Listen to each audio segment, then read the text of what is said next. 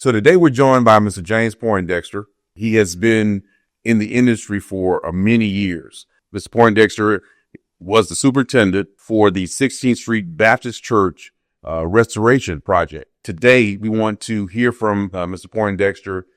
Let him tell us a little bit about what actually took place, how the restoration process went, who was involved, and ultimately how we got to where we are today with respects to the church and the way we see it now. Just give us a little background as to who James Poindexter is. Well, my name is James Poindexter. I came to Alabama in 1960 to work for Dr. A.G. Gaston to build the funeral home that was on the corner of 4th Avenue and 15th Street. And I was supposed to stay 6 months, but they told me that if I drank the water and messed with the women, I would never leave. Well, I did both. I married a girl. In fact, if you want to remember back to when Tall Paul and Shelley Stewart was on the radio, they had a lady that worked working in the office by the name of Mabel, and they used to call her Maybelline. Well, she used to walk by every morning. She'd get off the bus and walk by work, and she wouldn't talk to me. I'd run out there and try to talk to her. She wouldn't talk to me. So that went on for about 3 or 4 months, and I run into her in Citizens drugstore, and she decided that she would talk to me a little bit, and I told her I'd like to come see her. Well, she told me she lived in Dolomite, Alabama. I was wondering, well, where in the heck is Dolomite? And she tried to explain it to me. And she said, I'm going to give you my address. If you find it, you can come out there to see me during the Christmas. Well, that's what I did. I found it. I went out there to see her, and we were married in June. Tell us a little bit about the early years in Ohio, because I think you're from Ohio. Tell us about, growing up in Ohio. I was born and raised in Youngstown, Ohio. I went to school at the Rand School in Youngstown, Ohio. My first building experience at a church was the church that I was a member of, First Baptist Sharon Line in Youngstown, Ohio. And from there, I just loved church building. And we did several churches in Youngstown. I worked for a contractor there.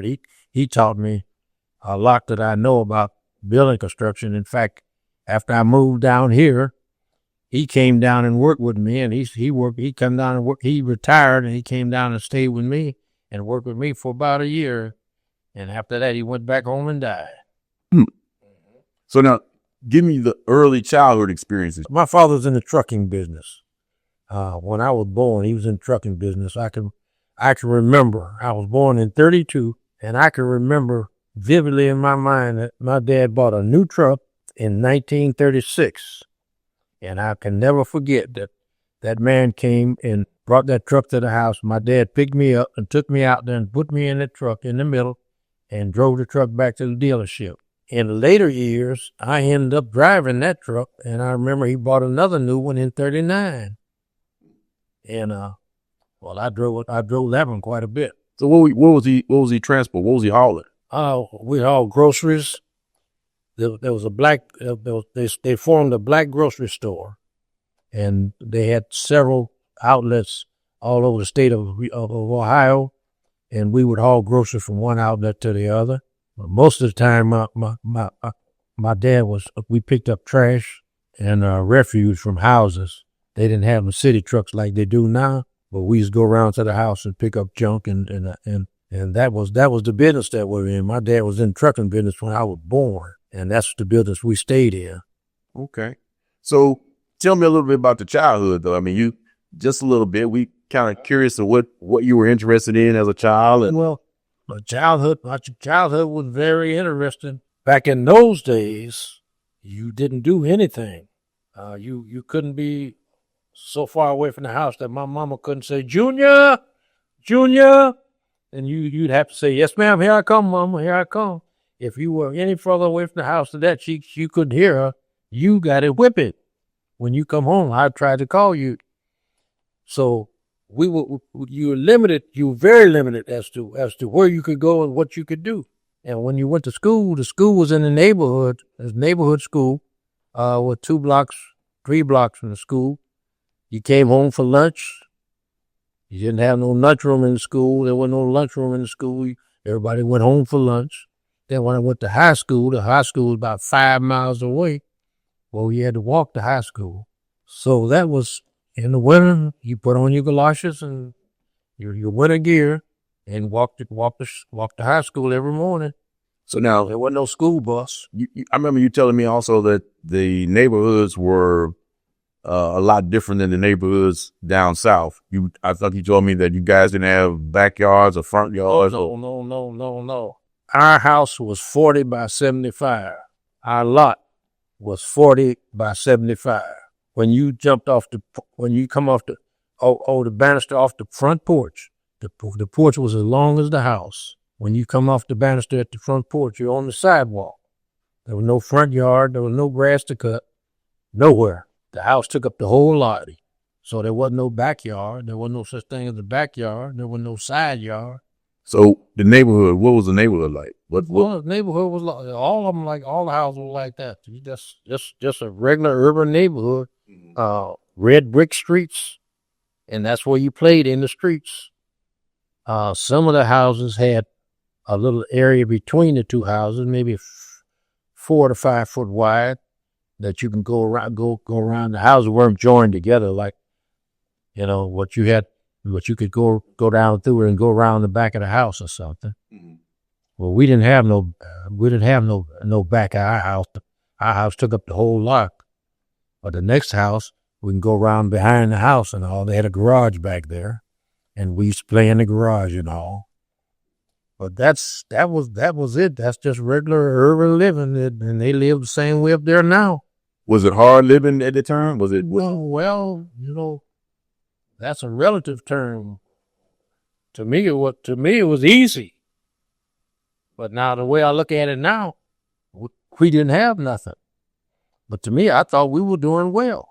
Yeah, your dad was in business for himself? Oh, my dad was in trucking, yes. And we had food to eat at all times. We never went hungry, never without food. And my dad was a little low man. He never got 5 foot tall. My dad was 4'9", as tall as he ever got.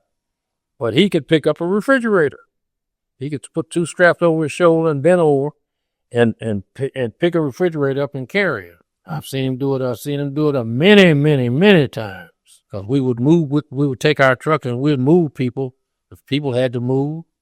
The biggest thing we did with the last truck he bought is that when people want to travel, it's just like mostly everybody was born and raised in the South and they had migrated north. Mm-hmm. So when you came back home, everybody had a trunk.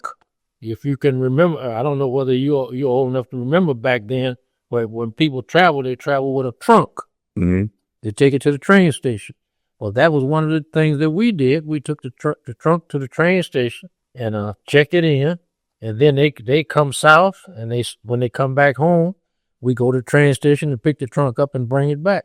Well, now, in fact, I got one of those trunks at the house now, where everything that you had was in that trunk.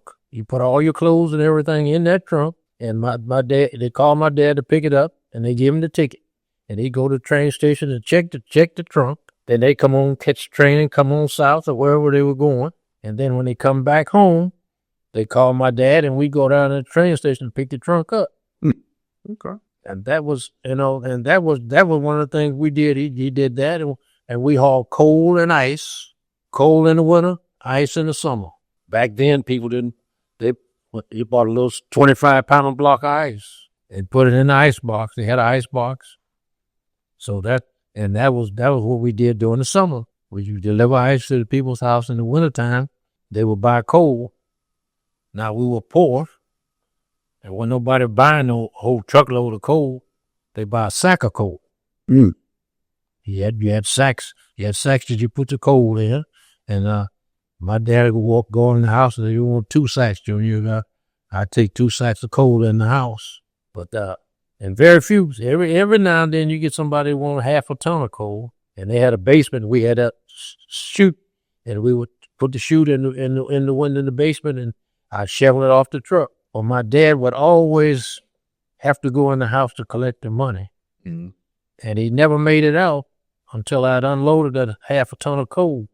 I said, "Oh, you already got the truck." And I didn't understand it then, but I understand it now. He stayed in the house and let me unload that truck. But that was the way, and that was a joyous way of living. I enjoyed my childhood. Sure. I hear a lot of guys said, "Man, I don't want to live like I lived in." We had food to eat, and we had very good discipline in the house. My dad, there's certain things you weren't allowed to do. The gun stayed on the mound. The shell stayed on the mound too. You never even thought about going up there getting that gun. I don't care how mad you got. You never even thought about going up there getting that gun. But my daddy was, just like I say, he was a little low man, but he would beat the brakes off you, man. Shoot. So you were telling me about a school that you ended up going to too. That I don't know if it was to learn construction. Oh, that was in Pittsburgh, Pennsylvania. There was a Connolly School of Building Trades. And after I finished high school, I went over there to learn the building construction and took building construction over there. How long was the course? Is it a year-long school? 2 years? 2 years. 2 year school? Yeah. Okay. Would you say that's where you kind of learned and began to pick it up? And you learn the theory of construction. You learn the theory of building, and that's what I did. And my dad wanted me to be a lawyer, but I always loved construction, and that's the thing that I stuck with. Yeah, I was going to ask you, how did you transition from trucking, because that's what the family did, to now construction? Yeah, well, I like building things. Well, my dad always kept a lot of lumber and stuff in the yard and stuff. So I would always have a lot of stuff to build, to mess with. And I developed a liking for building. And that's why, and then when I came out of high school, that's why I went to Connolly School of Building Trades to learn how to build. And that was my dad made me, when I was in high school, made me go to, one summer, in fact, the last summer of high school, he made me go and work for this welder. This man was a welder, Mike Fletcher. And he told me, said, you going to go to work for Mike? I said, Mike don't pay me. Ain't gonna pay me. He said, no, you don't make no money this summer. I got to make money, man. He said, no, you're going to learn how to weld. And I went there and learned how to weld. And when I came out of high school, my daddy told me, said, Mike Fletcher said he want to talk to you. And I said, okay. And I went over there. And he said, you go to General Fireproofing, which was a big plant there that made office furniture. He said, you go to General Fireproofing and tell them that that I trained you and you wanted a job. Well, I went over there and they didn't have no black welders over there. They had one black welder. And I went over there and the guy told me, and I told him, he said, you work for Mike Fletcher? I said, yes, sir. He said, okay, we're going to give you a test. And they did. They took me out there, and this guy, the superintendent, lit this torch and handed it to me. And I asked him, I said, what you want me to do with that? He said, I want you to weld with it. I said, no, I light my own torch. Now, I want to see you weld with that one. And he stood there looking at me. I said, well, let's see you weld with it. He had a flame sticking out that long. And he when you hang it up, it shuts off. So he said, all right, now here, you go. And I went and I set the torch and I welded. He said, oh, you can weld? I said, yes, sir. So I can weld. And so they hired me as a welder. And I worked at General Fireproofing as a welder. So I went to the service. I got drafted in the service. And when I came out of the service, I decided that I went back to General Fireproofing. They were they work you 6 months and then lay you off for 2 months or 3 months. Well, I said, So I decided against that. Now what branch of the service were you in? United States Army. I was an MP. And what year? 56 to 58. The Army was still segregated, strictly segregated. And I set up in that barracks. On one side of the barracks was all the black soldiers, and they had the wall lockers right down the middle where you couldn't see over there and they couldn't see on your side. All the blacks were on one side and all the whites was on the other side. Well, now, I came out of Ohio. I sit down in that barracks and I wrote a letter to the Inspector General of the Army, and I mailed it in the post office box in the orderly room. The company commander took the letter out of the orderly room. He called me in and they stood me at attention. He asked me about that letter. You wrote this letter? I said, yes, sir. And I said, sir, I wrote this letter, and I was 26 years old. I was old as the company commander because I was drafted. And I said, I wrote that letter to the IG of the Army. You and nobody else have a right to take it out of our United States post office box. Well, he changed his tune. He said, well, I would like to know in it. Well, you got it? Open it and read it. He said, you know I can't. I said, you can't. He said, will you open it? I said, no, sir, I won't. I mailed it in the mailbox. So they had to send it off. Well, about 3 weeks later, the lieutenant came up there, black lieutenant, sharp boy.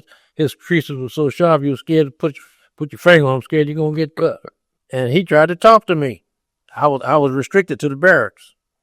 And I said, sir, I don't talk to officers. And he said, you got to talk to me. I said, no, sir, I don't have to talk to nobody. I said, I don't have to say nothing. I got 2 years of service in this Army. I was drafted, and I got 2 years of service, and I don't care. I'm not going to talk to nobody. So he got me a pass to go to town. And well, we were sitting up in Dothan, Alabama, in a bar, and he come sit beside me, and he had on civilian clothes. He said, no, I'm not an officer. I said, you're an officer you're an officer as far as I'm concerned. You're an officer till I die or you die. And so he said, well, I need to talk to you. And he had this badge, and he held it down between us. He said, look down between us. You see this badge? And I looked at it, and I said, yes, sir. He said, you see where it's from? I said, yes, sir, from the Inspector General of the Army. And he said, you wrote a letter? I said, no, sir. No, sir. Who told you that? He says, soldier, I know that you wrote a letter to the Inspector General of the Army. That's why I'm down here. And I see what you were saying. I see what you were saying. They were trying to make us go to the woods. And at Fort Rucker, Alabama, they were trying to make us go to the woods and clear the woods out. And I said, I have never been in the woods in my life. I said, where I come from, there's no trees. There ain't no grass. When you walk off the street, you're in the house. You're on the porch of the house. And I said, no, I wasn't going down there. I'm scared of snakes. I ain't never seen a snake, but I'm scared of. And he said, well, okay, I see what you were saying. Well, they were sending all the black soldiers down there to clean them woods out. And that's when they changed that. And they shipped me out. They shipped me out from the infantry to the military police detachment. And when I got to the military police detachment, they made me a patrol supervisor. And that's how I got into police work. And I spent my last year and a half, last year as a MP in the Army. Okay. And then I came back home and started back into construction. In Ohio? In Ohio. Oh, yeah. Okay. Everything was in Ohio. I came down here in 1960. Down to Birmingham? To Birmingham. Because you were telling me that the reason that you left Ohio was because you guys only worked during the summertime and the spring. Because in winter, there was no work. No, there was no work. And I used to go to Florida. I used to go around Florida and spend a little time in Florida. But, and I had an aunt that lived here in Birmingham. And I came and spent some time with her. And naturally, being in construction, I was asking about a black contractor, and he was A.H. Smith. He was a black housing. He built the biggest houses and stuff around here. And I met him, and then he come to pick me up, and we'd ride around. I'd drive to the job with him, and he told me, said, man, if I ever get something, so you ain't interested in the house building? I said, no, sir, I'm not interested in the house building. He said, but I'm going to get something, I'm going to call you. Well, what happened is that Dr. Gaston decided to build a funeral home, and he had A.H. Smith to talk, and A.H. Smith told him, he said, I don't know how to do commercial work, but I know a guy that does. And Dr. Gaston said, what? And he told him about me, that I had met him when I came down there. Well, Dr. Gaston said, well, get him down here, let's talk to him. Well, Smith called me, and they flew me down, and Dr. Gaston told me, that, Dr. Gaston, boy, you think you can build that funeral home? I said, I think so. Yes, sir. I think I could. So that's when we went at it. And that was my start. I came to Alabama to stay 6 months in 1960 to build that funeral home. And I built that funeral home, and then that job led to another, and that job led to another. Dr. Gaston built that old folks home out there at the airport. I went out there and did that. And then Smith got a couple of churches. We started building churches. So that was the extent of it. And man, I looked like Alabama became home. Yeah. Well, they told me that if I messed with the girls and drank the water and messed with the girls, I would never leave. Well, I did both of them. And I married a girl. I married an Alabama girl, and I'm still married to her. She has dementia now. She don't know me half the time, but we've been married for 58 years. Wow. Okay. And now A.H. Smith, he was the black contractor in Birmingham at the time. Yeah, he was a big black contractor in Birmingham. A.H. Smith. He built houses. He didn't do nothing but build houses. Now, they did, there was nobody doing commercial work. And in fact, he wasn't even allowed to work downtown. When Dr. Gaston built that funeral home, they had to get special permission for a black contractor to come down there and work down there. And the number one fire zone. Wow, permission. Yeah. And that's another story, boy. That's a long... Yeah, that is we're going to have to get that one, though. We're going to have to get that story because permission, I mean, that seems a little... Oh, yeah, he was the first black contractor to work downtown. And then, back then, when you order a porta toilet, it was always a double barrel, 2 sides. And they had a sign that said white and a sign that said colored. Not Negro, colored. All right? And so when I got the toilet, and I told the guy, I said, you can take them signs off. Well, the black driver, he said, I can't take them signs off. I said, why not? He said, man, I ain't allowed to take them signs off. That's against the law. I said, he called his boss man. The boss man said, let me talk. And I actually heard him. Let me talk to that nigga. And he said, do you know what the state law is? I said, no, sir, I don't know what the state law is, but if you want to leave the toilets here, you take the white and colored signs off of them, and you can leave them. Otherwise, you tell your man, take them on back, and I'm going to dig me a toilet like we did in the country, and I'm going to dig me one, and I'm going to build me a house over it, and that's what we're going to use. Well, he told the man to take the signs, told the driver to take the signs off and leave the toilet. So you going to jail. I said, well, whatever. But when Dr. Gaston came by, and I told Dr. Gaston, I said, look, I think I've overstepped my bounds. And I told him what I did. He said, don't worry about it. Don't worry about it. Ain't nobody going, if they bother you, I'll take care of it. And I was happy with that. So everything worked out. I took the signs off. Well, when some of the white guys came in to work, I said, what side of the toilets do we use? They had double barrel toilets. And when we had the signs on them, said one side said white, the other said colored, not black, colored. And I made him take the signs off. And I asked the guy, he said, what side of the toilet do you use? I said, what you got to do, number 1 or number 2? He said, what? I said, number 1 on the right and number 2 on the left. That white man stood there and just looked at me like he didn't know what to do. But he went in the toilet. So, and when Dr. Gaston came by and I told Dr. Gaston what I done, I said, I think I overstepped my bounds, Doc. He said, don't worry about it. I got you. And we never had any problem with it. And this is when you guys were working on the funeral home. The A.J. Gaston funeral home. Yes, sir. Okay. So in 60, you came down to work on the funeral home. Mm-hmm. And you continued to work with A.H. Smith for, 2-3 years? Oh, more, yeah. About 2 or 3 years or maybe more than that. See, Dr. Gaston built the funeral home, and then he went out to the airport and built a senior citizens home. All right, we went out there and built that. What about the hotel? The motel was already there. The motel was already there? Yeah, I lived at the motel when Dr. Gaston got me in town. That's where I lived.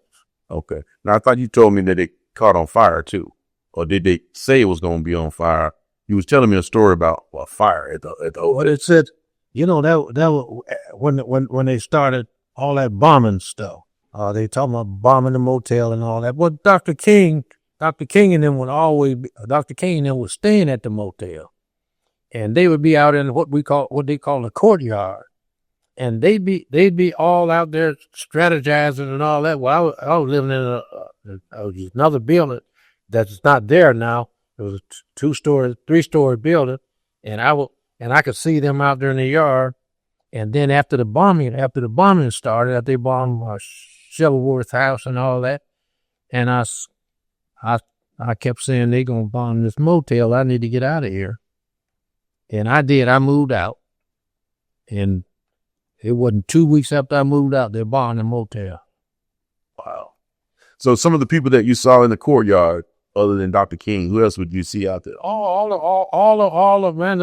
That was when they used Dr. King and them used to sit out there in that courtyard and strategize what they gonna do. Abernathy, all Reverend Shuttlesworth. Shuttleworth, all of them. That's what they'd be out there. They'd be out there strategizing. You know what they gonna do and all. And I'd look out the window, see them all out there. Tell us a little bit about what was going on in Birmingham during that time. I know you guys kind of stayed in your areas or your comfort zones, but what was going on around that time? Everybody stayed in their lane. The Freedom Riders had come through, and during the time that we were down there building the funeral home, that's when they burnt that bus at the station, set that bus afire. Mm-hmm. Well, after that, man, when I got home, the police were running. The police were just circling, motorcycle and cars. Well, that was during Bull Connor's time, and I couldn't figure out what the heck going on, man. And, to see more police cars down here running just circling the block, and I got home and I saw where they had bombed that church. They bombed 16th Street Church. No, wait a minute. Was it Trailways or Greyhound where they had set the bus on fire? Greyhound. Downtown. There wasn't no Trailways station here then. At the time, it was just Greyhound. Greyhound, yeah. So you got home, found out that they had set the bus on fire. Yeah. And I think you told me that your mom saw it on the... Yeah. Mary P. saw it on the radio, on the TV. Called me up, get out, come home now, Junior. Get out from down there, they're going to kill you too. And I said, no, it ain't that bad. Yes, it is. I saw it on TV. Well, when I got home, I saw what she saw, but it wasn't that bad. What happened was down at the station, bus station, but now we were, 15, 20 blocks from the bus station, but it wasn't none of that going on. The police were running. The police was just circling everywhere. Mm-hmm. And it's all white back then, so, I wonder why so many policemen, but we had no trouble, and there were whites and blacks on my job working together. Mm-hmm. Well, the next day, when it all come out, the white guys, when it came to the job, they were all congregated together. And I looked at them, and I said, what's up? They said, well, we didn't know how you felt. I said, how I felt? They said, yeah, I said, no. I said, look, we're gonna build this building. I said, we've been able to get along, so let's go to work. And say, well, we didn't know how you felt. So I said, okay. So that was it, and we went on back to work. So now, at the time, were you a superintendent at the time? Yeah, I was superintendent. I was the head man that built that funeral home. Wow. Yeah. Okay. And who was the architect? You told me you mentioned an architect at the time. What was his name? Eccles. Stanley B. Eccles. Okay. Tall German. Okay. He used to call Mr. Gaston the old man. Said the old man said do this. The old man said do that. I said yes, sir. And he was the architect, and he'd come down there. That man could take a plan and hold it up with one hand and tell you whether the wall is plumb or not by looking down the edge of that plan. And that was Dr. Gaston's architect. He did all of his architectural work, and we had no problems. I had some had some subcontractors. I had one in particular that, and I see him now, and he wanted me to call him. Now he's working for me as my subcontractor. He wanted me to call him Mister. He was younger than you? No, he wasn't. No, he wasn't younger than me. No, he was older. He was about the same age because he's 90. I see him now. We laugh about it right now. I see him now. He's 90, 95 and 96, and I'm 92. And we laugh about that now. As I told him, I said, you remember when I yeah, Pa, and that was the way things were back then. And I said, but man, you're the same now. I said, oh, I didn't know that. Let's get to the bombing. Mm-hmm. Bombing happened during Sunday school hours. Yes, sir. Where were you at that time? At my church. And your churches? We heard the noise. We heard the noise of the bombing. Mm-hmm. And then they came and they told us what had happened. 16th Street Church was bombing. Then at my church, all the deacons went out and they stood in front of the church because they were afraid that they were going to bomb another church in the area, because we're in that area on 15th Street and the 4th Avenue. What was the name of your church? New St. James Missionary Baptist Church. Okay. Are you still attending there now? I'm still a deacon. In fact, I am the oldest deacon there now. Wow. Yes, sir. Okay. Well, yeah, you've seen a few come and go. Yeah, I seen the sun come up a couple of days in a row. So you guys were at church. Everybody was at church at the time, and you were telling me that they were telling people to let church out because they didn't know if they were going to do more bombings. That's right. They didn't know. They didn't know whether it was going to be just an epidemic upon it, and they were afraid, that the church be. So they were trying to get us trying to get everybody to go home. Go home, go back to your neighborhoods. You guys didn't. Your church didn't let out. Oh, we didn't let out. No. Said, well, if they're gonna kill us, we let us kill them. Let's kill us here. How did you feel? I mean, once you heard about it and understood exactly what had happened, what were the emotions that you? Well, you know how you feel, man. You bitter. You want to hurt somebody, huh? You want to retaliate. But back in that time, you knew better. Wasn't nothing you really could do. No, there was nothing you could really do. Wow. That's something. It was nothing that the community could do as far as. Yeah, well, you could just. What could you do? You couldn't get the guy that bombed, so you could just get somebody else. So, Gillard Construction. Yeah. You, at that time, started working with him on that project, or have you been working on him a while? I started working with him on another project. What was this? What did Gillard Construction? What was that? What did they do primarily? Just building. In fact, commercial building. He used to do all of Dr. Gaston. Commercial building.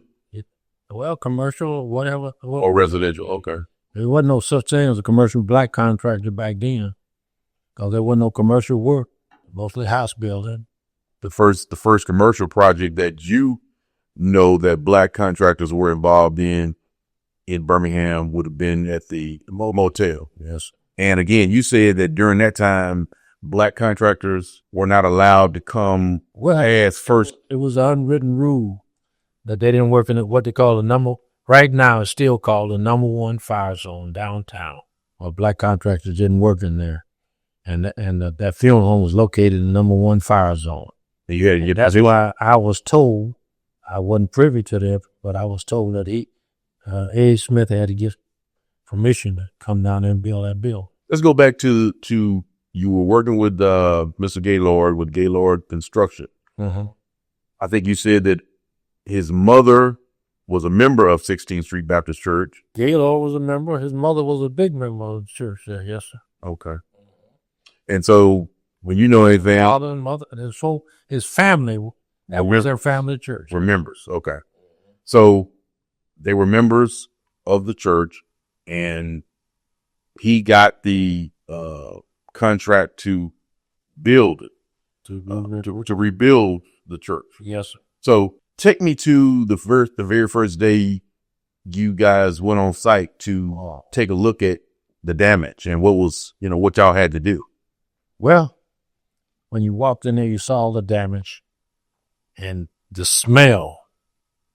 The smell.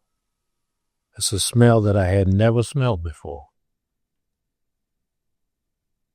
And that's where that room where the girls were killed at. When we went in there, that smell was there, man. And it's a smell like I've never smelled before and never smelled again. But they say that when human flesh, you got that smell. But I smelled that smell. I see what you mean. So what you're saying, when it did the blowing up, it left human remains behind. Oh yeah. And so over time, now it makes sense what the smell is. Yeah. Wow. And that smell was there.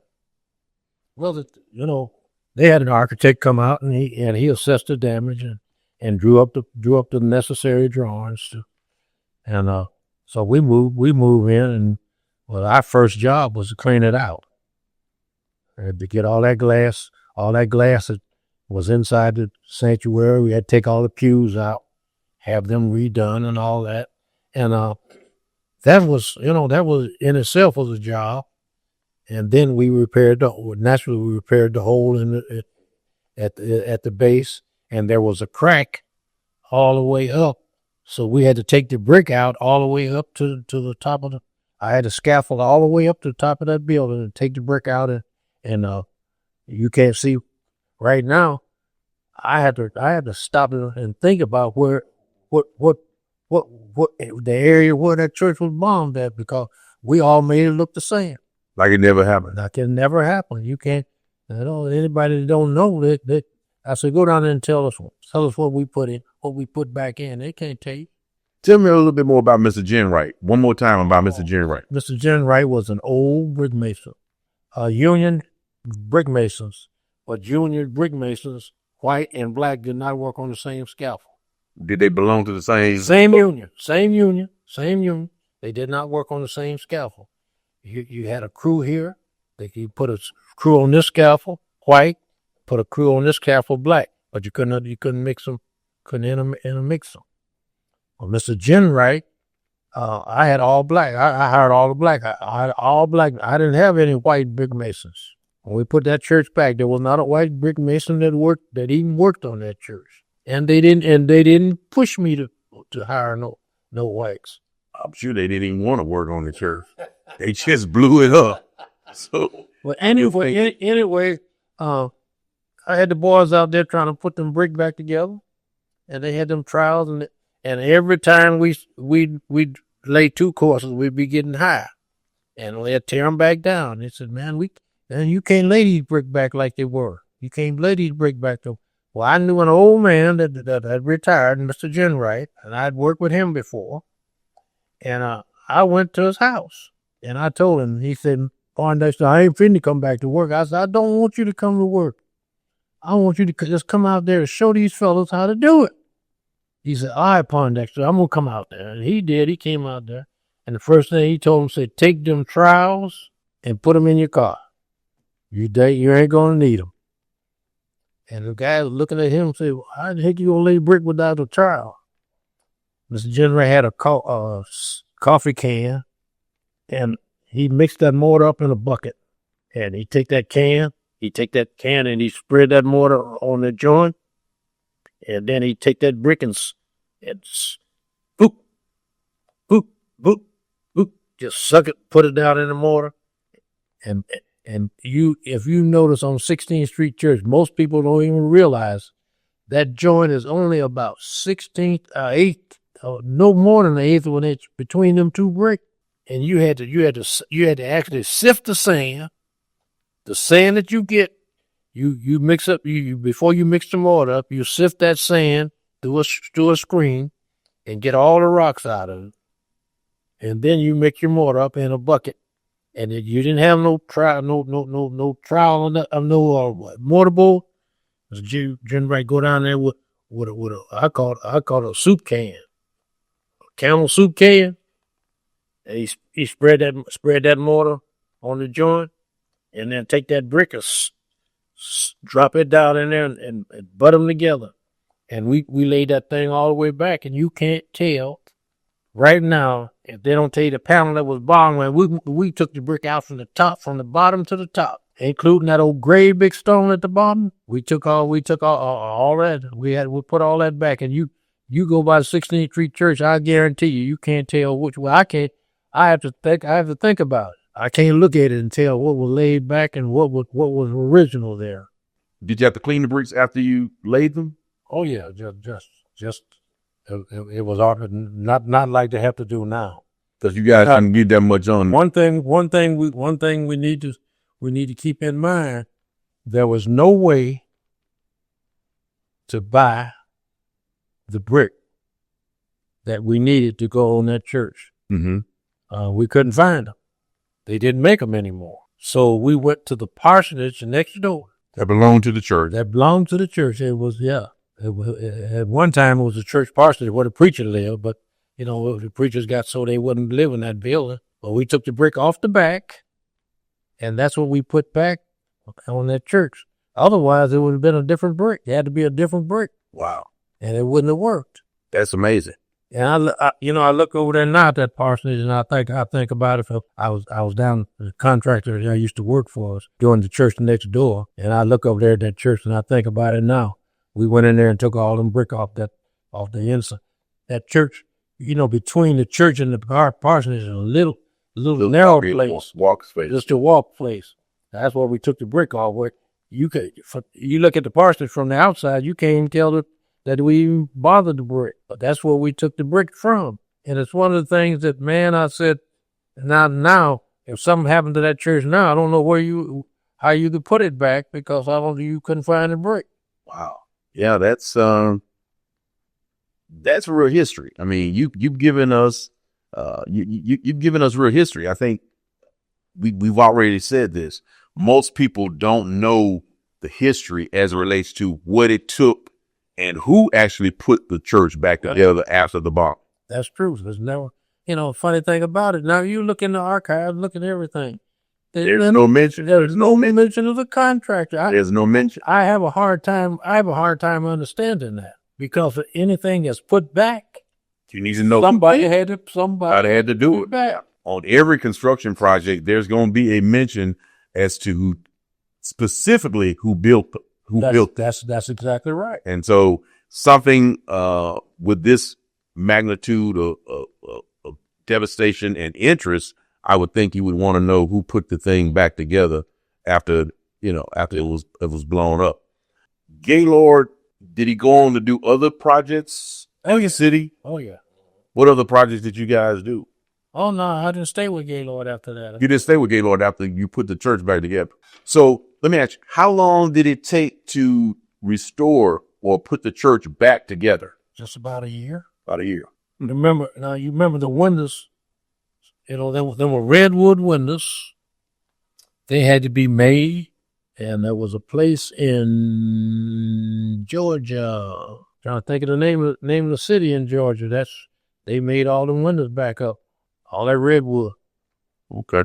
And then there was that one window in the front was donated by the people in Ireland. Mm-hmm. And they sent the glass, and we had to have a frame made. And that place in Georgia was the one that made the frame and all that for that glass. So that was, it took a whole lot to put all that back together and make it look just like it did to start with. And that was the intention. It wasn't the intention to remodel 16th Street Church and make it modern, like the intent was to put it back as it was originally. As it was. And I think we did a pretty good job of that. I would say so. I can walk by that church now, and I can't remember which one of the panels we took out all the way to the top. No, you can't tell the difference. I mean, nobody could tell it, as you said, that there was ever any devastation or any damage to it. Yeah, you wouldn't be able to tell it. The one section of that church, every brick was taken out and laid back up from them big blocks at the bottom, that gray big stone at the bottom.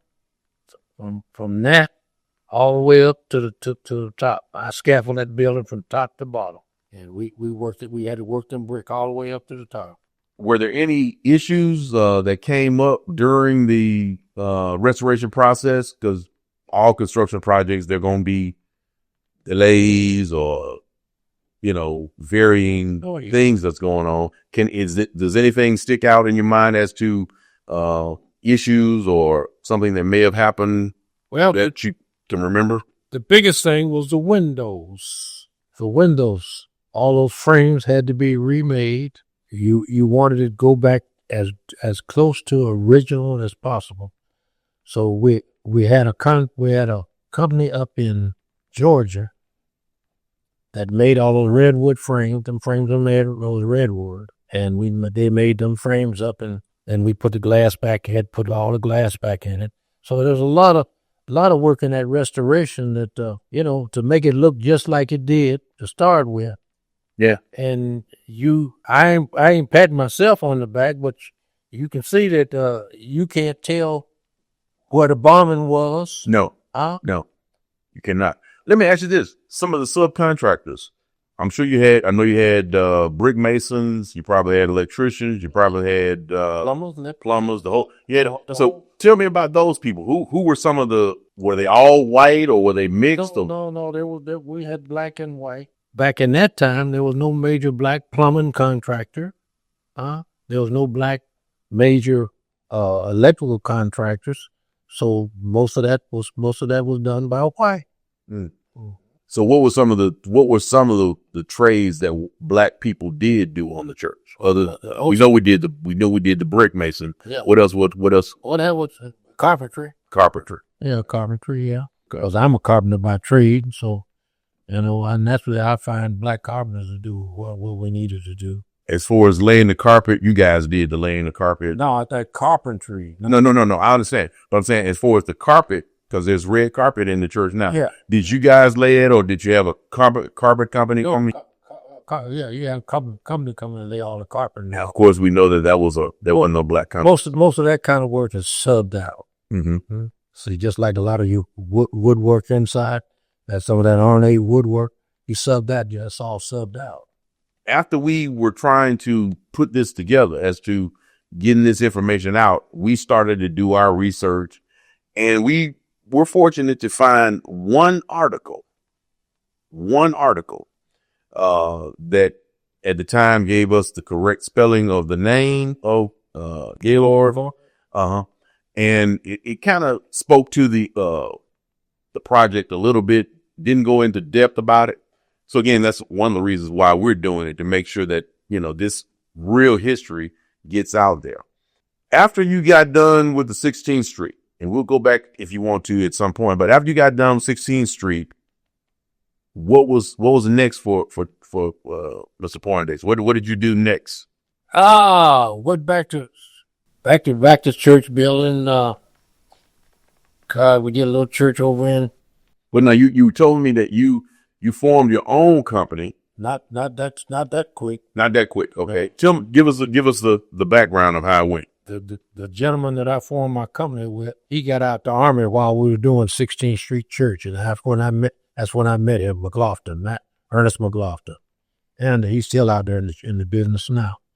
But that's when we decided after that to go into business, not right behind 16th Street Church, because I did several other little projects. In fact, I did another major church over in Titusville for Gaylord.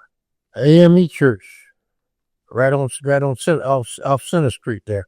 I forgot the name of it, but I just kept building. I never stopped building, and I guess it's in my blood. That's all I want to do. That's all I want to do now is build. Well, I guess it's safe to say you were probably one of the first real commercial carpenters and or contractors in the city. I would think so. I mean, well, I think that's safe to say. That's pretty safe. Yeah. Yeah, I think that's pretty safe to say, because you've already said that there were no black general contractors. You weren't doing commercial construction. That wasn't even a place in which you could be involved. Yeah. So for you to come out of that era being a commercial builder, that is a big deal. Yeah, even when the motel was bombed, well, Mac and I were in business then, and we put the motel back. There was no competition. We didn't have no competition as to who go put it back. It was just automatic. Well, and Dr. Gaston was instrumental in putting us out there anyway. So that was the first job that you and Mac did together. The motel after it got bombed. Well, that was the first major, yeah. After you got okay. And the name of the company was Mac Pond. Mac Pond. MACPON. Okay. Both our nicknames. His nickname was Mac and my nickname was Pond. When I came to Alabama, my name is Poindexter.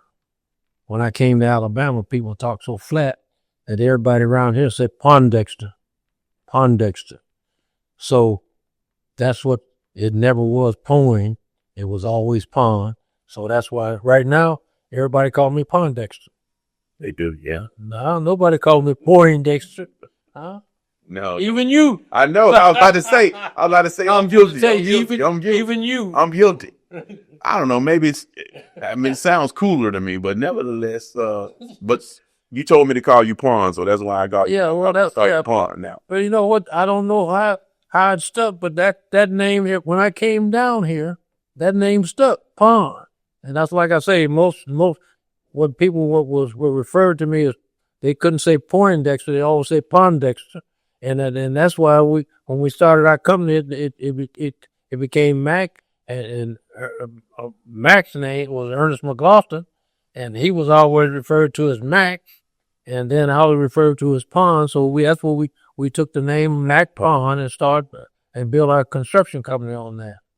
Let's talk a little bit about Mac Pond first, okay. Then we'll get to the rest of it. But you and Mr. McLaughlin joined together, created the company Mac Pond. You guys would be considered one of the first premier Black commercial builders in Birmingham. Is that fair to say? Well, yeah. Well, Gillard was out there.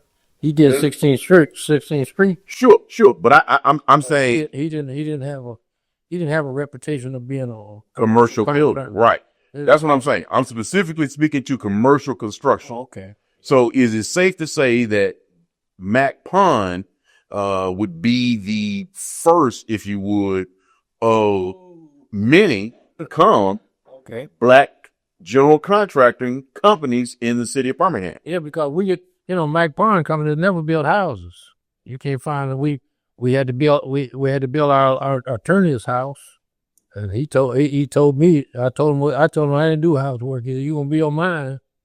That's J. Mason Davis. I knew, and I ain't supposed to call his name, but he took, and I said, I told Jay, we don't, no,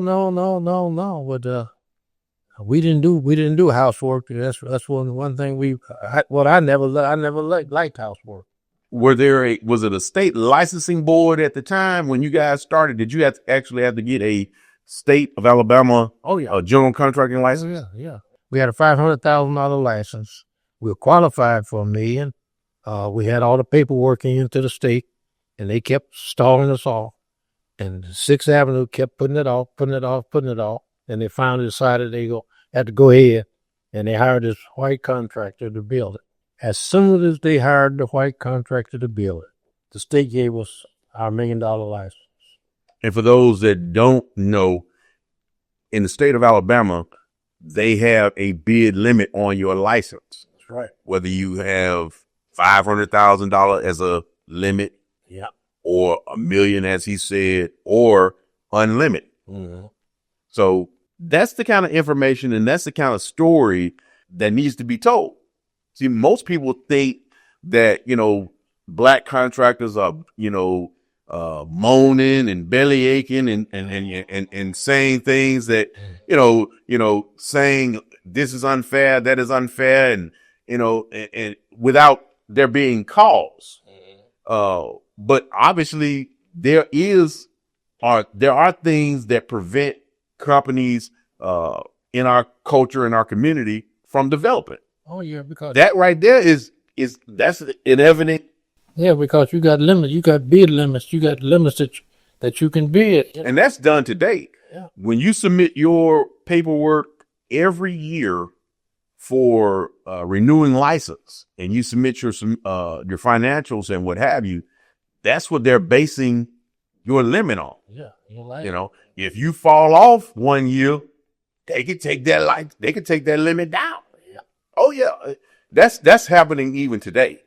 But during that time, how many other black contractors, if you would, other than Mac Pond, did you know of? I don't know of one or two in the state At that time? Yeah, but there's no way I can know everybody, because we were just out there trying to do our thing. Most people don't believe that there are hindrance, there are things put in place that prevent black companies from developing fully or reaching their full potential or building capacity. That is the case, because we've already said that commercial construction has the ability to exact change. The margins are bigger. And so subsequently, you can actually do things that would benefit a community. The more resources you have, the more you can benefit a community. If they keep the situation where you're limited in the resources that you receive, then you can't do the things that you see these majority companies doing in, various settings where they building schools and they doing, addition to schools. And if we were afforded those opportunities, we could do the same thing. But there is a concerted effort to, not allow that to happen. Now, Mr. Poindexter is 92 years old. The things that I'm talking about in 2025, he experienced when he was a young man. Now that is worth noting. Now, tell us a little bit about the bonding aspect. Ooh, Lord. Back when we started getting bonded, you had to list everything that you owned. Everything. I had to list and I was a man that bought a lot of jewelry for my wife. I ain't talking about no $100 rings. I'm talking about expensive jewelry. I had to list all my jewelry, everything that I owned in the house. My house was paid for. I had to every time that I got a bond, and I don't even go to the casino, but I had to gamble. I had to put up my house. My wife had to sign. That's right. Huh? That's probably the same way. That's still happening today. That happens today. My wife had to sign. And we in order to get a bond high enough, my wife got a couple of 1 carat, 2 carat rings. I had to list all of that. Everything that we owned, my house was paid for. Everything that we owned, the cars, and you had to list everything that you owned that they could convert to cash. If you defaulted on the bond. Yeah, if you defaulted on the bond. So you gamble. So every time you got a bond, you gamble. Gambling. You gamble with everything you did. Well, I don't even go to the casino. When I decided to quit, we were at the University of Alabama on a 4-story building. I was on the top of that building, and we putting the roof on it. And it dawned on me: if you fall off this building, where is your wife and your children gonna be? The bonding company, I've had to put up everything that I own to the bonding company, everything. And I said, that's when I decided to quit. I said, no, I'm not gambling anymore. I'm done.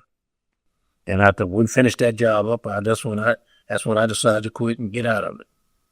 So let me ask you this.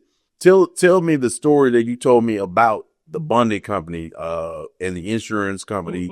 I want now don't give me the G version. I want the R version. I want the real version. We were getting bonds from USF&G and the Associated General Contractors here in Alabama. We were we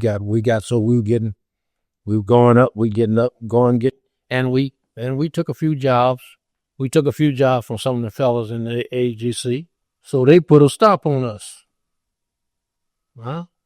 And now the word is that they told the bonding company, you bond them fellas, we're gonna take our business to Aetna, to the bonding company.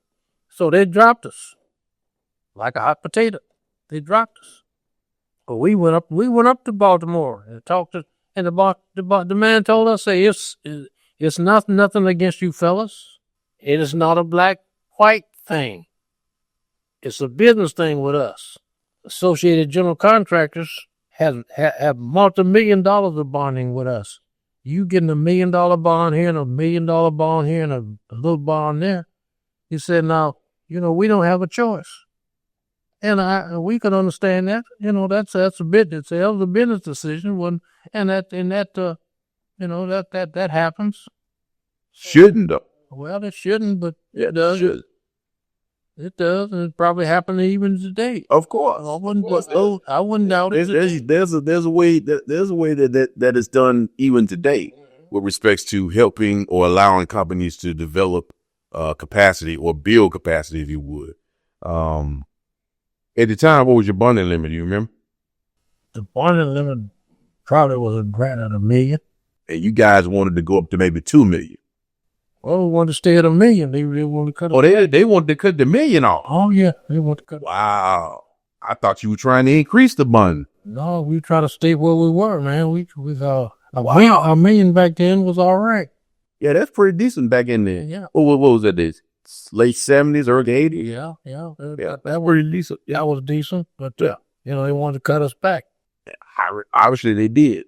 Wow. Yeah. What was told us is that the AGC, with the Alabama General Contractors Association, told the bonding company, you continue to bond them boys, we'll take our business to Aetna.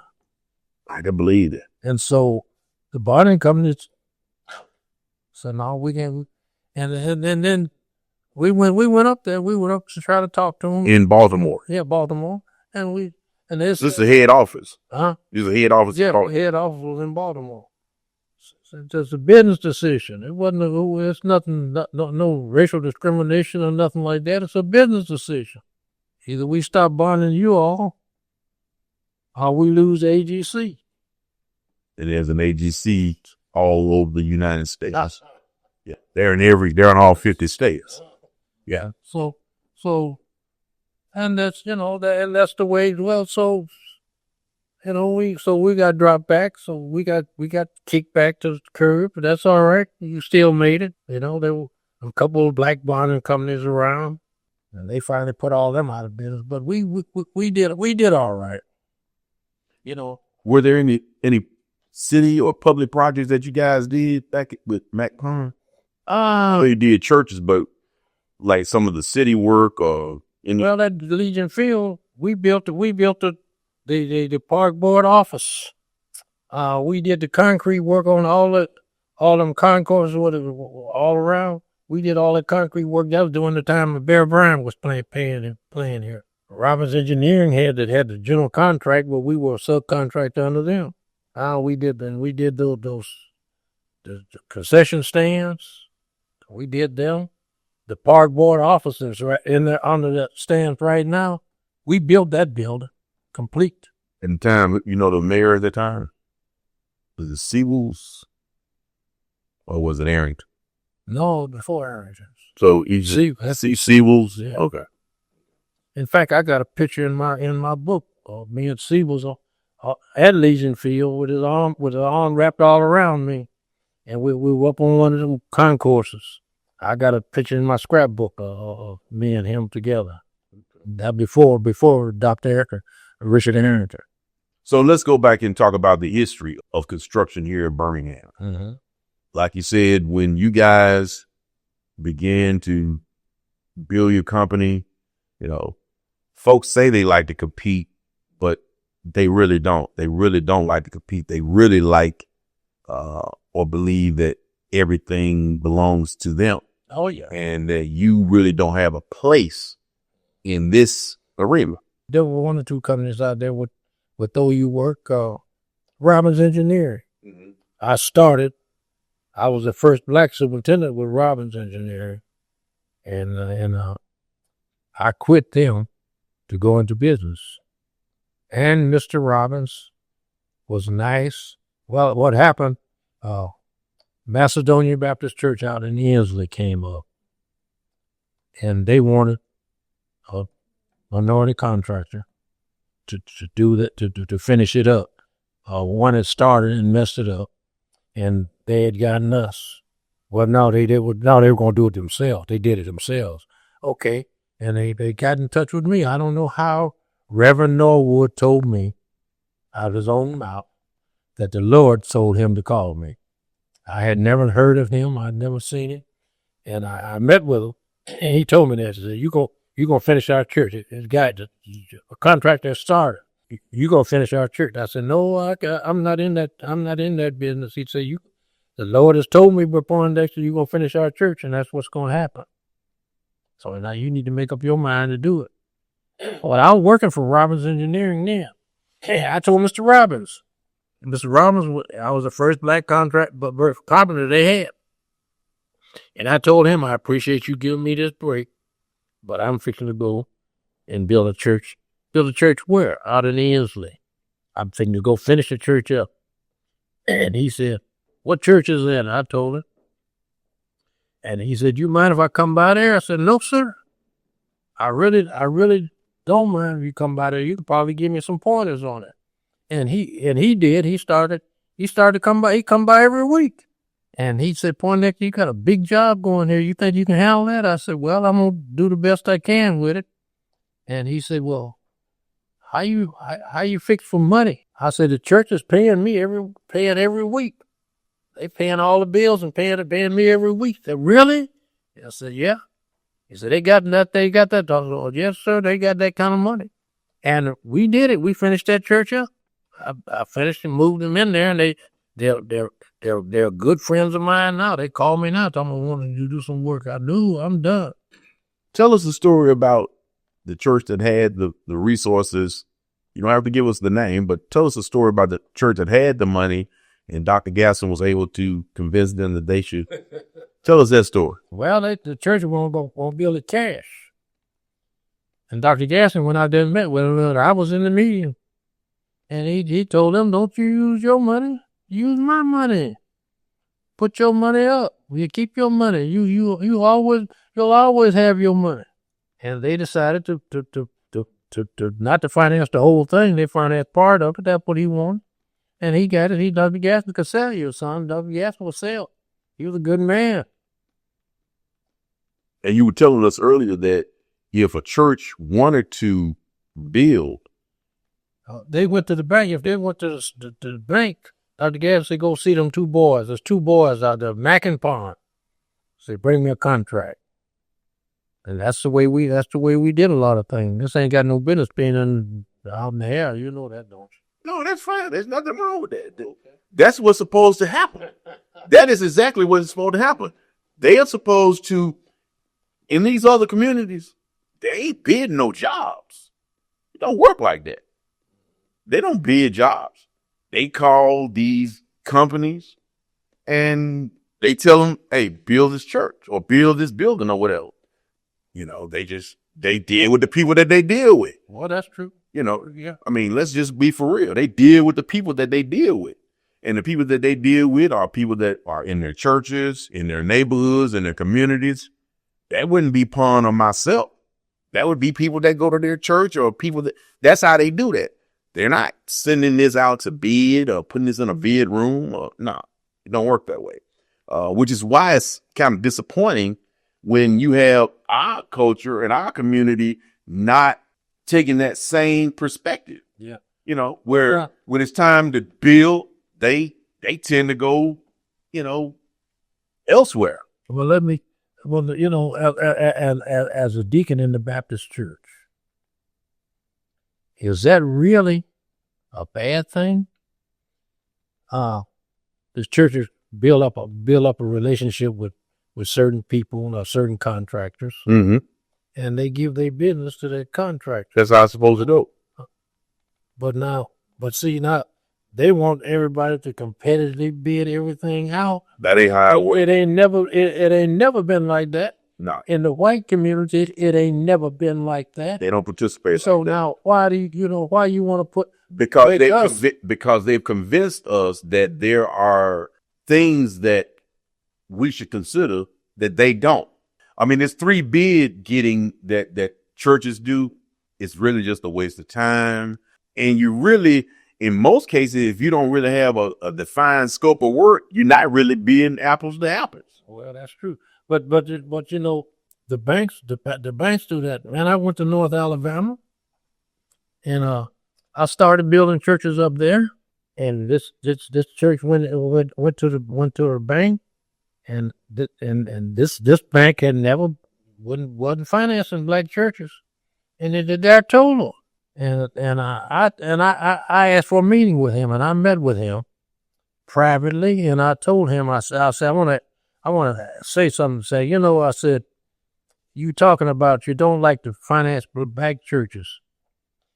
I say, have you ever known one to foreclose, to lose a church? And he said, what? I said, have you ever known a black church to lose their church? And I told him, I said, if you ever would come to a mortgage burning ceremony at a black church, you would see something that you ain't never seen before. I said, he said, what do you mean? I say, mister, when that black church say they're going to burn the mortgage, they mean they're going to burn it. They put it in an iron bucket in the sanctuary of that church and set that mortgage on fire in the sanctuary. And I say, you never seen the shouting? You never seen the hand clapping? Because they're glad that they've got their church paid for. And I said, and another thing, if they got 20 years to pay for, you won't find too many of them that even take 15. And when that man called me back in there about a month later, and he told one of the deacons, one of the members of the church was in there. He said, Poindexter, Brian want to see you. And I said, what I done did? He said, no. He said he want to talk to you. And I went back in there and he told me, said, you know what? You said something to me about black churches. I said, yes, sir. And I said, he said, I checked around. He said, I hadn't found a black church that they foreclosed on. I said, no, you won't. They said they'll sell barbecue and everything else to pay for that church. And I said, and he said, and another thing, he said, what? I said, what's that?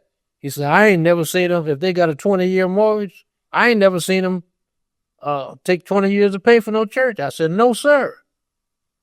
And I said, and I told him, I said, if you ever come to a black church, to a mortgage burning ceremony, you will see something like you've never seen in your life. He said, what you mean?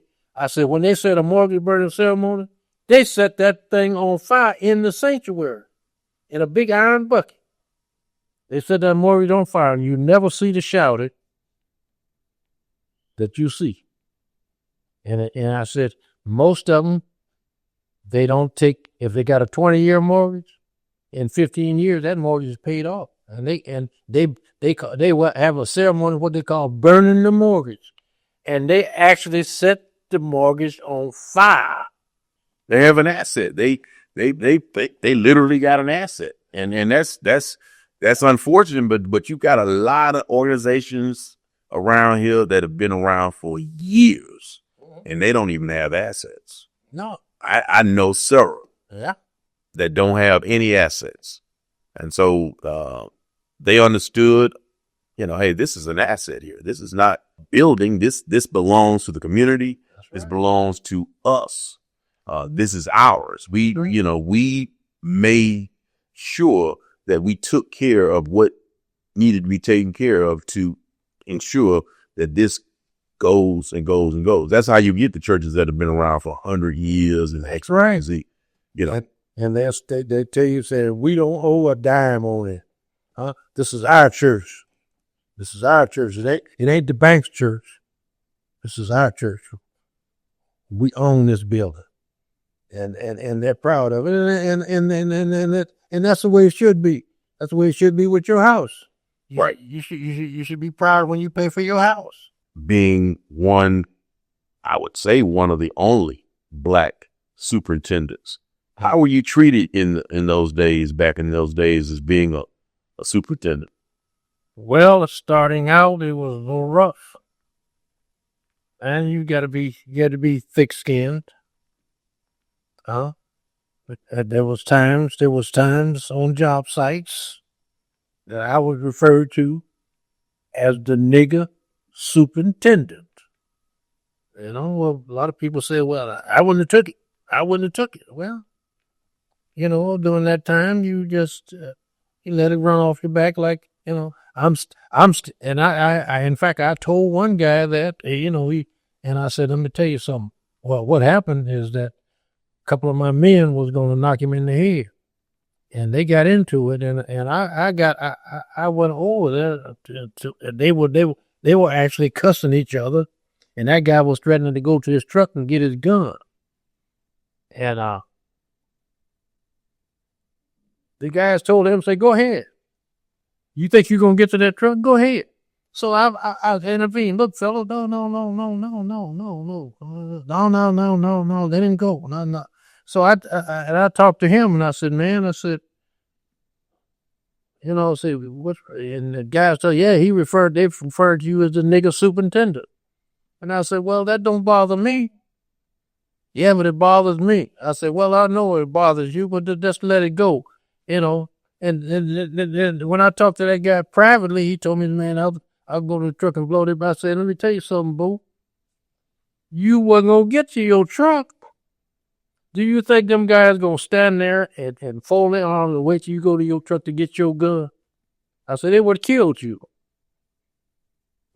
They would have killed you. They would have killed you if they thought you finna go to the truck to get the gun to kill them. They ain't gonna let you get to that truck. If you didn't have it in your pocket, you SOL. He said, no. I said, okay. So that was it. That was it. I said, but they were, that reference was always done, and I got through that. Oh yeah, I've been called the N-word, and man, I killed somebody. I said, well, no, you don't want to kill nobody. You don't want to kill nobody. I thought about the old thing: sticks and stones will break your bone, but names will never hurt you. I had when I was down in South Alabama, but I was referred to by a contractor that was working for me, and his home office here in Birmingham. Right now? Yeah. His home office is still in Birmingham right now. A white contractor is working for me, and his superintendent on the job was referring to me as the nigger superintendent. If you want to know anything, go see the nigger superintendent. And his company is located right here in Birmingham right now. I call his company, and I asked for the man that owned the company, and he knew of me, and he knew me. And I said, this is Poindexter. He said, who? Poindexter. I said, I'm on this job that you got down here in Lowndes County. And he said, Poindexter. He said, Pond? I said, yeah, I'm Pond. Everybody. He said, yeah, you know who you said, I know who you are, Pond. What's up? And I said, I just want to know what your racial policy is in your company. And he said, what do you mean by that? I said, well, you got a superintendent down here that's referring to me as the nigger superintendent. And I said, now, it doesn't bother me, because I know who I am, but it's bothering some of my men, and some of my men want to knock him in the head, and he's threatening to go get a pistol, and he's not going to get to his truck to get no pistol. They're going to kill him. And he said, Pond, will you give us 2 hours to handle it? And I said, yes, sir. I'll give you all the time you need. But I want to know if that's y'all's policy. And he said, no, that's not our policy. And we're going to handle it. They came down to the Lowndes County. It had a Cadillac. They came down there and came right into the job site, and they went in there, that office, and they brought that superintendent in there. And their trailer was right across from mine. And I heard that guy in there begging and pleading and crying. And the next thing I knew, he came out of that trailer and come across there to my trailer. well, I'm trying to get me something in my hand. I said, oh, it just, and he came over there and he come in there crying, and he told me, said, you got me fired. You got me fired. I said, what did I do? What did I do to you? You say you got me fired. They fired me. They fired me. And I said, sir, I didn't do anything to you. They come on there and got him. They come on. They put him in that Cadillac and brought him back to Birmingham. He wouldn't even let him drive the company truck back. But see, these are things but the guy said, man, you shouldn't. No. If I got to be a superintendent and walk around with a pistol in my pocket, You don't need a job. for everybody that called me out of my name, no, it ain't going to work. I say, it ain't what they call you, son. It's what you answer to. Huh? They can call me a millionaire. They can walk around that job every day and call me a millionaire. You millionaire. Does that make me a millionaire? No. So that's one of the things. When you're starting out, I call myself a trailblazer. Absolutely. Huh? I call myself a trailblazer because I was the first one out there. And I was the first one that was a black superintendent for a white company because I worked for Robbins Engineering before I went into business for myself. But by all that, and this is one thing I hope our young folks will learn. Don't be so quick to want to kill somebody. As a boy, sticks and stones will break your bones, but names will never hurt you. Huh? I remember that from being a boy. Huh? So they call you a name. So what? If they called you a millionaire, would you be mad at them? They call you doggone millionaire, you. Would you get mad at him? No. But he called you the N-word, and then you get all excited. So don't let it worry you. Don't let it bother you. Mm-hmm. You know who you are. I know who I am. Huh? You don't have to tell me who I am. I know who I am. Let me ask you this. Would you say 16th Street Baptist Church project, restoration project, do you think that would be one of the projects that would be one of your favorites, or the one that you would take the most pride in, or are there others that you could speak to? Yeah, well, now 16th Street Church is one of that was a challenge. It was a challenging job because of all the old stuff that was in it that you had to duplicate. Now, I went to visit First Baptist Fairfield about 3 or 4 weeks ago. I hadn't been out there in a long time since I built that church. And I looked at that church and I said, wow, that was a challenging project. During the time that I was doing it, I didn't even think about it. When I sat up there in that sanctuary and looked around, I said, wow, Pon, you kind of stepped on it. You kind of stepped on it a little bit here. You think about things like that, but it's just another job to me. Just another job, another church, First Baptist Fairfield, First Baptist Hensley, Macedonia Hensley, all that, they were just jobs along the way. And, did you say it was challenging? No, just another job. Just like if I start one tomorrow, it'd be another job. But let me ask you this. Did you think that 16th Street Baptist Church, do you think they'd be still talking about it? I don't know the math, but from 63 to 25 is what? 60 years almost? At least? They'll be talking about that to the end of time. Did you know the significance when did you think it was? No. It's just another job, another church we put back together. I didn't like the idea of the bombing, of the people being killed.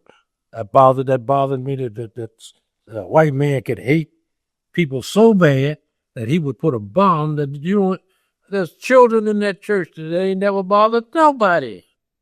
Huh? Them girls that got hurt. Huh? My aunt that got hurt. My aunt was not 80-some years old. She got cut by glass on her leg and she had sugar. And they didn't call her a statistic of the bombing, but she was a retired school teacher. And she was teaching them same girls that got killed. Huh? But she died as a result of the bombing. She's not a statistic of the bombing, or she died as a result of it, as a result of that white man's hatred, for people that he would set a bomb in a church that he thought was going to be full of people to see how many people he could kill. He just said it too early. You see, and that's the part that bothers me. Where does all that hate come from? Is that natural hate that you just hate people so much that you want to kill a bunch of them? In a church, though, yeah. That, if I do something to you, I might hate you bad enough to kill you. But do I want to kill everybody around you? That's hate. That's hate that just hard for me to understand. Hard for me to understand how you build that kind of hate, that you would bomb a building that's going to be full of people to kill a bunch of people that you don't even know. Yeah, you got to have some level of, obviously you got a superiority complex that you figure like you're superior and you have that right. Like you said, you didn't give life, you shouldn't be taking it. Well, that's right. That's right. And so, yeah, it's even if it's heavy. I mean, that's heavy in 2025. Oh man. Well, you thinking, they literally set a bomb at a church. Yeah. This was not. Now they didn't, of course, they bombed Reverend Shuttleworth's house. That's right. They did that. That's right.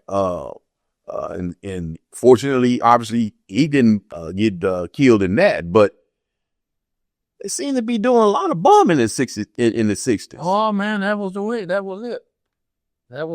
That was the way to inflict maximum damage. Yeah, maximum damage on innocent people. Bombing. I mean, it was a bombing. I mean, that was like a thing, and that was the thing around here. Yeah. Now I don't know about any other places, and I'm gonna do some research on that around the country as it relates to bombing, but that was a big thing in Birmingham, Alabama. Oh, yeah. So much so that they named an area of the city Birmingham. That's right, Birmingham. Yeah. I mean, so and Dynamite Hill. I think that's over there in College Hills area. Yeah, that's College. where Shores live. Yeah, where Shores' house is. That part that don't fix on that house. Do you have to repair that house? I repaired the one across the street from Shores. Yeah, when they bombed Shores' house, I repaired the one across the street from them. Wow. And repaired that church right there. In fact, that was our first job, that education building on that church across from Shores' house. I was the first. Is it Arthur Shores? Yeah, Arthur Shores. What other Shores is that? No, I want to make sure that people know. I know who it is. I know who it is. He okay. Might not know. He might know. Oh, okay. Or the people watching this may not know who he is. Well, that's true. Yeah. Arthur Shores' house, yeah. That church there, that was our first construction project. Mac Pond. That big building there, the education building. Were they trying to bomb his house? Who? Arthur Shores. Oh yeah, they bombed his house. Well, they bombed his house. Yeah, they bombed his house too. Yeah. They didn't kill nobody. They bombed his house. That was like a thing back then where they would just bomb. Oh man, they dropped all right, Shuttleworth house, Shores house. Yeah, they drop a bomb. They drop bombs, man. Wow. That was supposed to scare us. But it didn't do nothing. It didn't do nothing motivate people. That's right. It inspired people to, to get it done. And that's kind of what we're trying to do now, with respects to the Black Contractors Association Alabama chapter. We are an organization we advocate for inclusion. We are part of this process. We pay taxes. We want to share in the prosperity that we help fund. I mean, I don't think that's unreasonable. If you take my tax dollar then I should be able to partake in any, opportunities that we help fund. As a kid, of course, I didn't know this as a kid. And most people don't know this in their communities. When you look up, you got a basketball court, or you got a rec center, you just happy you got it. You don't know, who put it there, or who built it or whatever. You just know that you don't even realize you paid for it. You just happy it's there. That's right. But as to who actually built it, that never really dawned on you. We're about changing that. We're about engaging the community, making sure that the community understands and appreciates the history and what we bring to this. Let me ask you this: as far as the young guys or the young people that you see out here in the industry, I know they don't necessarily measure up in all cases, but what do you think is some of the problems as to why we can't get young people into construction? I mean, it seems to be a problem where we don't have people wanting to get involved. What's I can't answer that because the money is out there now. These guys in construction make good money now, but these fellows would rather stand on the street and sell dope. And I have a hard time. And I don't know what it is, but even my own children, I was a big contractor. You think my son wanted to work for me? Get in the business? And heck no. And maybe it's my fault. Maybe it was my fault. Maybe I worked the hell out of them when they were coming up, and they just decided they didn't want no part of that. Well, I think that's being short-sighted though, because at the end of the day, everybody that I knew growing up that were told to go to college and then get you a degree and get you a job at none of the people really were happy though. And they all wanted to be doing something else. Mm-hmm. I have a lot of friends that, were formally trained. Yeah. Got the degrees and went on to work for these major corporations and what have you. But they all talk about being in business. Yeah. And so that, I think it's a little short-sighted in that maybe they're looking at it, and my son is in the same boat. I might as well make that confession. I don't think he understands the value of, having ownership. Now I did, because that was a purpose of me coming back to Birmingham, was to go into business with my father. My father had an entrepreneurial spirit anyway. He's a retired teacher, taught at Gardendale High School. But as a kid, I remember him having a nightclub in East Birmingham, right there when you get off Tallapoosa. There is that Circle K or whatever it is now, Pi. Well, his club used to be there. It was called Teach Lounge. And so I remember that as a kid, being in there. My grandmother ran the kitchen. And so I remember that as a kid. So he's always had that entrepreneurial spirit. Then he went on to, get his real estate license, understood buying properties early on. So that's how I kind of got around the construction anyway, is because he had rental properties as a child or as a kid. I would be a part of that. But I've always looked at my dad with great admiration. I mean, as a kid, I accepted and respected that, people looked at him a little differently. I would want people to look at me differently. They respected business owners. Why wouldn't you want that? So to me, that kind of went hand in hand. If this is what I'm going to do this based on, hey, my dad, seems to be in a good space there. So I don't understand why they don't get the translation of why business is important in our community. It was Dick Gregory said it. I knew this way before I heard him say it. What's missing in our culture, in our community, are businesses. Period. That's the only way we're going to be able to make up any ground. Well, that's true. As a culture, is we've got to get more business owners. We've got to get more businesses in the community. Yeah, I think you were answering one of my questions, but as far as you being 92, look like you did well for yourself, got to raise on, lived a good lifestyle. What did you do financially, like after you retire from your business or stop the business? How did you save the money? Did you invest in other vehicles? What was the path to that? No, sir, I didn't. And that's why I'm in the shape I'm in now. I didn't save no money. I educated my children. I bought fancy cars, and I paid cash for them. I don't believe in car note. I never believed in car note. No. Had a place on the lake, on Logan Martin. Had a big boat, and and I enjoyed that. And that's where a lot of my money went. Heck, I was paying as much to keep that boat up at Logan Martin as it would be to rent an apartment here in Birmingham. And I enjoyed the big life. I enjoyed the big life to leave here and go up to Logan, just like we're going there this evening. Y'all want to ride around? Let's go up to Logan Martin and ride for a couple of hours before it get dark. All right, we go up there, and on the way up there, I hit the phone, and I said, "This Poindexter, I'm on the way with put my boat in the water." "Yes, sir, Mr. Poindexter, your boat will be a slip number so and so." All right, I go up there. My boat's sitting there. We just get out the car, get in the boat.